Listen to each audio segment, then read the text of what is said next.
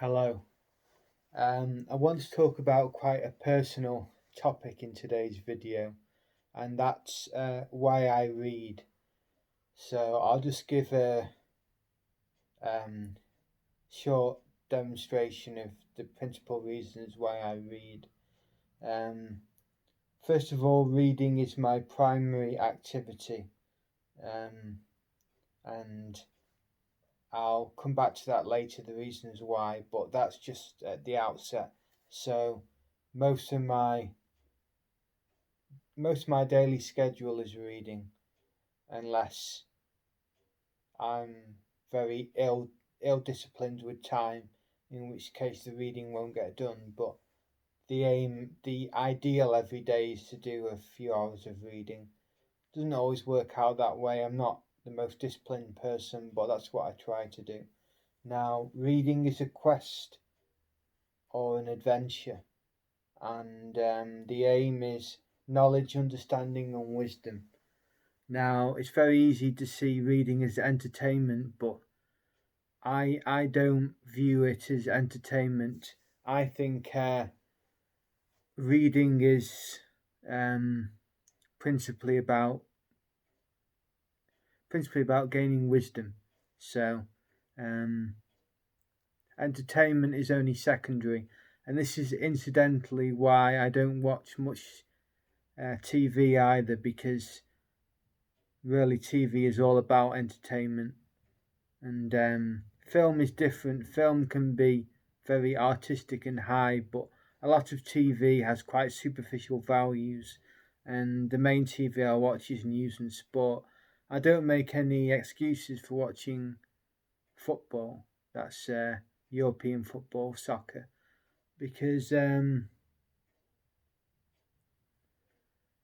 just really enjoy it, and I see it as a game of skill, and gives a common talking point with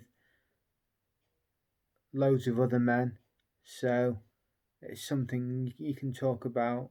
It's very interesting in itself. So I watch news and sport, and then film to a serious degree. So like the art house and world cinema and the golden age of Hollywood, perhaps, and that sort of thing.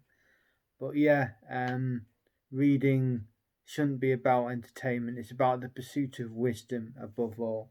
So that's my views on that. Now, reading is akin to a spiritual practice, exercising the intellect, and both reason and the imagination are furthered in this endeavor. So, reading is about using the intellect, furthering the goals of the mind and the life of contemplation, and that's just how I see it. And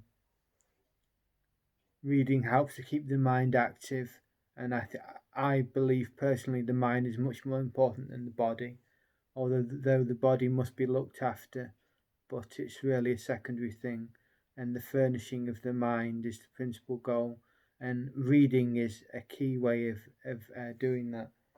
Now, what I read. Now, I love poetry, but these days it's quite rare for me to read poetry. Even rarer still for me to read novels. I'm not much into novels, although I've got the um, Thomas Mann's The Magic Mountain on at the moment, but it'll probably take me like a year to finish that. So, and on the other hand, lots of philosophy, history of ideas, spirituality, sacred texts with commentaries, and all that sort of thing. So, yeah, I love philosophy and the history of ideas, and philosophy really exercises me. It,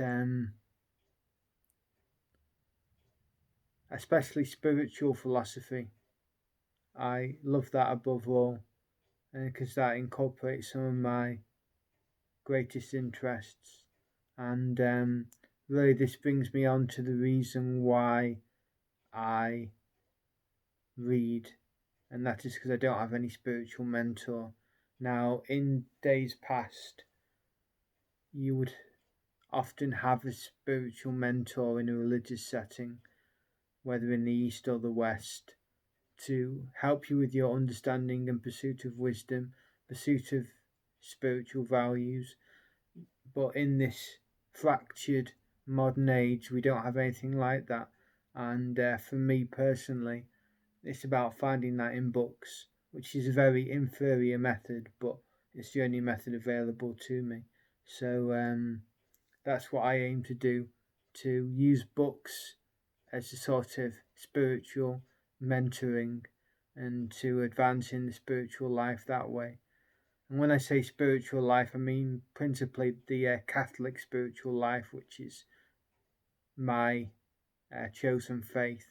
Although I do have um, a interest in all religions, or all the major religions anyway, and that is something which I follow as well. And I've spoken previously about the my slight skepticism as to the transcendent unity of religion, to borrow a phrase from Schuon, which the Rene Guénon and Frithjof Schuon believe in the transcendent unity of religions, and I'm a bit skeptical about that. I think each religion is its own separate path in a way, and then it gets into all sorts of details, which I'm going off topic here, but all sorts of details about the contradictory nature of only one religion being correct and all that sort of thing. So I'm not going to get into that now. That'll be another video. But so yeah, and my range of reading, I aim to be as broad as possible, literally as broad as possible. So we've got the likes of Marcuse and Freud alongside Dionysius the Areopagite and Bonaventure. Now you can't get further apart than that. So I try and read as broadly as possible. Although, like for example, I quite disparage modern philosophy, but that doesn't stop me reading modern philosophy. I think it's important to have a breadth of knowledge to help to understand the world better. You can't be too narrow when you're reading, although it's good to have specializations, but those specializations should be like islands unto themselves alongside other works. And yeah, you should aim to have a broad understanding. My weaknesses, I suppose science is a weakness for me. Mathematics, unfortunately, I find mathematics so interesting, but I've just not had time to read it. And even worse for an English postgrad is that my novel reading skills are particularly poor. I don't have the staying power for novels. They don't interest me. They don't grip me. And as I say, I'm on the Magic Mountain, but it's going to take me a year to get through it. And yeah, so I much prefer a philosophical text. I actually find that more captivating, and I find it exercises my imagination more than a novel does, especially a realist novel. Yeah, or something like Charles Dickens, which I find is. I don't like Victorian literature full stop, but that's another story. It's not metaphysical enough for me. So, yeah. But I think that I've given the main reasons why I read. It's a quest for knowledge, basically, and it furthers wisdom. And those are the main reasons. So, yes, I think that concludes my talk. So, thank you for listening to this, and I hope you enjoyed the talk.